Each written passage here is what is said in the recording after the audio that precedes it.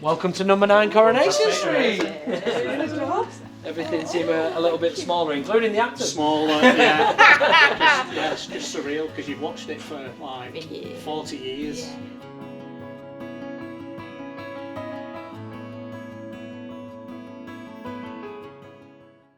Oh, Gabby, Martin, welcome. Thank you. Now, for you are, I mean, an inspiration, but for the few people who might not know your story, do you want to tell it us in a little?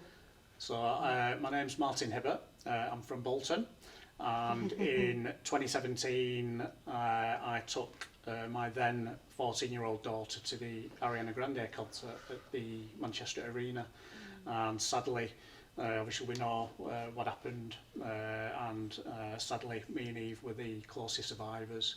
I suffered a spinal cord injury, so I suffered 22 shrapnel wounds.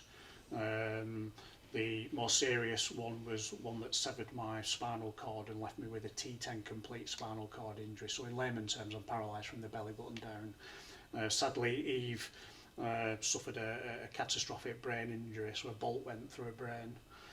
So she's been left severely brain damaged, but she'll be 23 this year. Wow. I know I don't look old enough. You definitely don't. That was the But yeah, next so thing. we're both miracles because we were only 6 metres away from the bomber, and everybody around us died instantly. So despite what's happened, I'm like, I smile, I live life to the full, and I've done like amazing things. I became the second person to climb Kilimanjaro in 2022, raised £1 million for the Spinal Injuries Association, where I'm vice president. I've become a disability advocate, and basically just a lot of the things you'll be coming up against, you know, a lot of the barriers that, because I was like you, like 1 minute I was not a mechanic, but you know, I was just living you know, a simple life, and then you succumb to this injury, and the world that you know just ends, like it dies, and what people forget is that, you know, Gabby's not lost a husband, but everything that we'd planned and, you know, had gone like in an instant. That's exactly what we were talking about this morning. That's what happens with, you know, living an ordinary day on an ordinary street, and then you can't get in your house, you can't get upstairs, you can't get in through the back door, you can't drive, you can't play football, you can't take the dog for a walk. Like literally, it's not like the things that you don't go, I can't walk. It's like, I'm not. Who's going to walk Alfie? And you were like trying to. So we lived in life at home. Well, we lived in Bradford at the time, so obviously Martin had visited a concert in Manchester. So I stayed at the hospital in a room for 2 weeks, because if not, I would have had to do commuting on the M62, which would have been an absolute nightmare, even worse than anything else. Just imagine having to do that commute and then it's like today. Imagine that, so they put us up in a room in the hospital for 2 weeks, but then I did have to do that commute every day, so I'd set off at like 7 in the morning.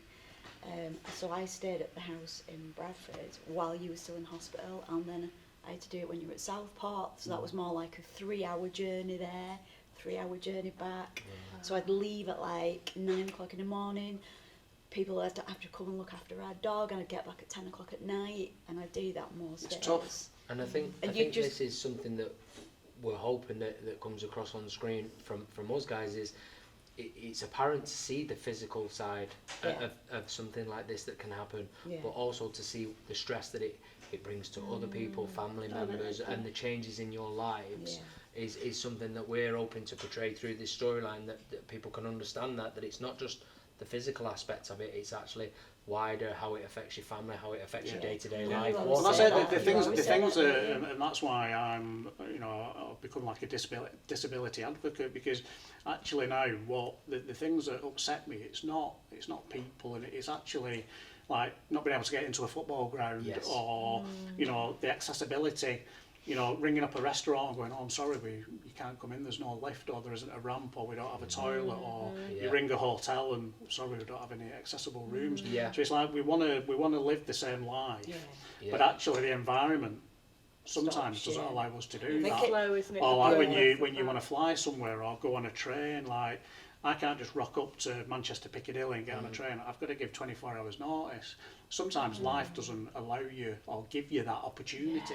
Yeah. You know, so it's just a lot of the time it's just like, God, like it's 2025 and you know, like we love travelling and we've been to Australia and things like that, but it's just like you rock up to like an airline desk and they're nervous, you know what I mean? I'm a problem, you know, I'm a problem with trains, and you know, there's whenever you're on a plane, you can't relax because you're worrying about whether your chair is on the plane and whether it's going to be there when you get to the other end, or when you're on a train, is there going to be somebody at Wigan North Western there to get a ramp? And there's been times when if it hasn't been for the you know, somebody on the train to stop it from going, it had got to Preston or Blackpool.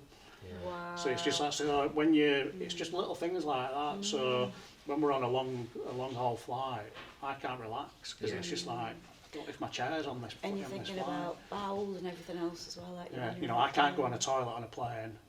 You know, I can't, you know what I mean? So again, like again, I know you've been speaking with like Carol, one of the spinal injury nurses, like the bowel and the bladder, and like I can't feel that, so it comes when it wants to come. You know, so I'll obviously do things just throughout the day, but sometimes you have an accident, you know, and that can be, as I forgot, I'm going to bring it. I released a book last year, and I'm really angry because I didn't bring it, because it would have been great for you to read it. I've heard about it. But when I was coming back from Australia, my bowel decided to, like 50,000 foot up in the air in business class. First time I'd flown on my own.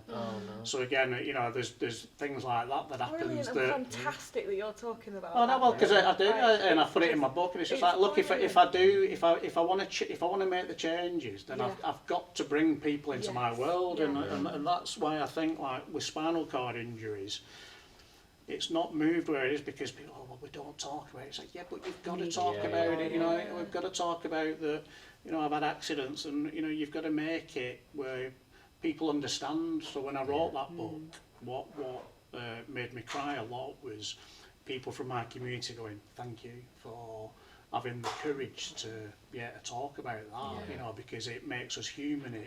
You know, people think a spinal cord injury, and I was probably one of them. You know, you can't walk.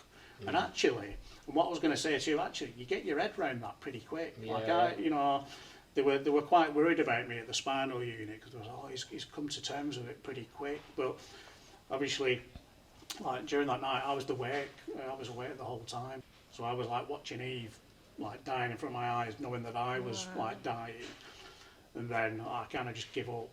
And then I wake up in intensive care, but I'd kind of said goodbye to everybody and I was at peace with it. So I always kind of say that my mentality on that is because, well, I'd accepted death. So to wake up, you know, a week, 10 days later, but even though I'm told I've not got my legs, well, from what I saw and witnessed that night, you know, we're both still alive, albeit things are totally different. You've got to celebrate that because it could have been so different. So it's the first question, everybody, how are you so happy? And it's like, well, you know, I know I'm a Man United fan. Yeah, me too. You know, but, and it's just, you know, there are moments, aren't there? You know, when you know it gets on top of us, and you know the weight of life, and you know, just being spinal cord injured. You know, it's tough.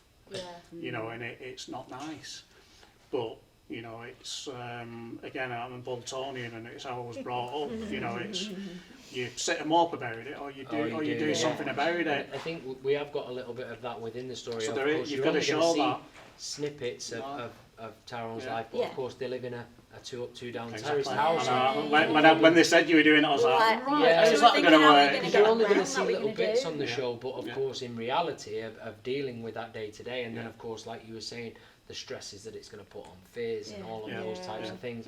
Hopefully people can see that and understand, and I'm sure people, like you were saying, in your community can definitely relate to that. Definitely. And it's good that if it'll get people talking about this situation, like your book, then that'd be fantastic. Be amazing. Gabby, when you came home, like how did you even start to adapt to that? Because that's obviously Yeah. that's going to be Fizz's role. So looking back, the hospital, I remember thinking, surely in the hospital I should have been sat with a nurse and they should have told me what I need to do and what I need to look out for when Martin leaves and comes back home, or a new home. But we didn't have any of that. We literally were at home the first day. We'd moved into a new home, and we're just like, what do I do? What do I do? What do I do with this medication?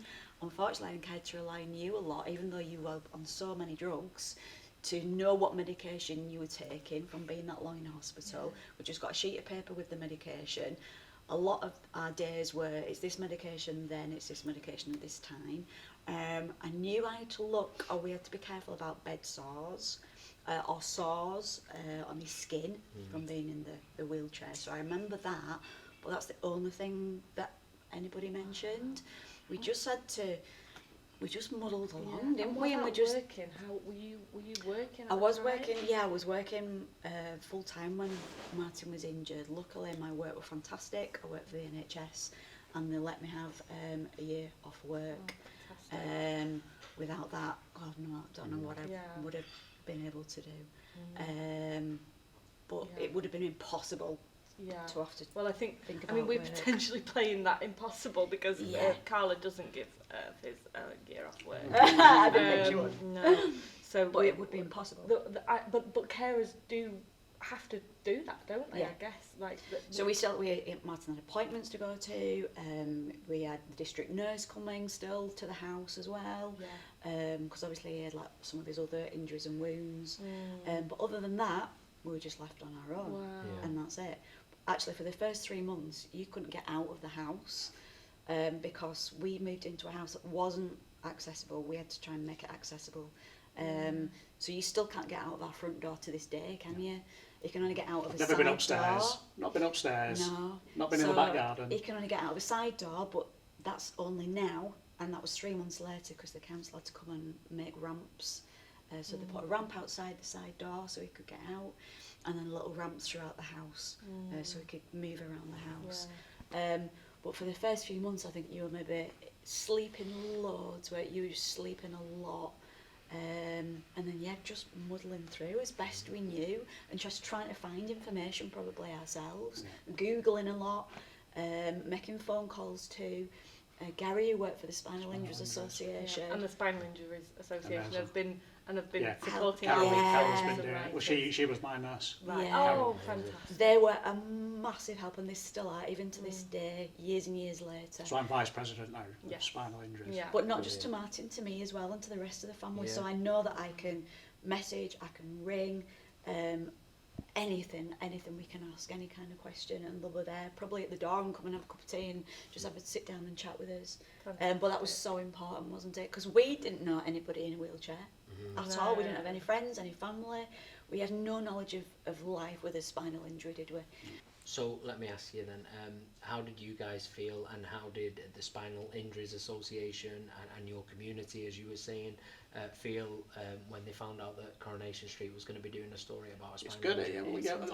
A few questions came up, like, they lived in a terraced house, the cobbles on Coronation Street, how are they going to, the small house. how they going to do it? Actually, what we're going to do. But I think, one, obviously, I had a friend that suffered with MND, so the storyline that you did on that, 12, 18 months ago, Coronation Street is such a pillar in the community just for normal people. So to have, such an iconic show raising awareness for a spinal cord injury, I get quite emotional about it because it's bringing it home that it can happen to anybody.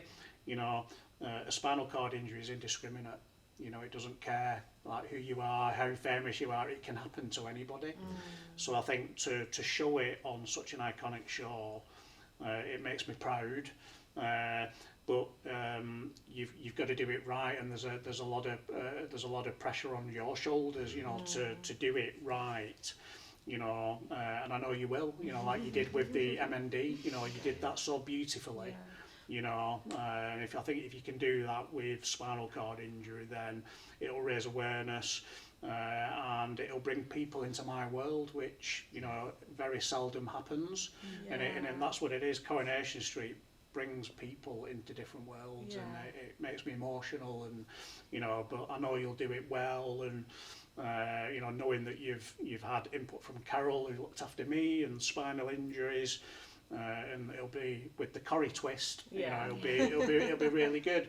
And I think, you know, I think people, like when I wrote my book, you know, I got loads of messages from people. Oh, I just thought like you couldn't walk. I didn't realise it was about skin and bowel and bladder and all these other things.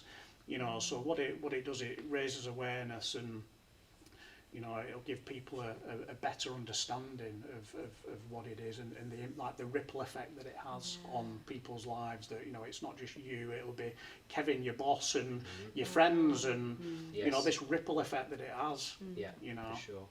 So Can't yes, wait to see it. yes, Yeah. and follow the story. Yeah.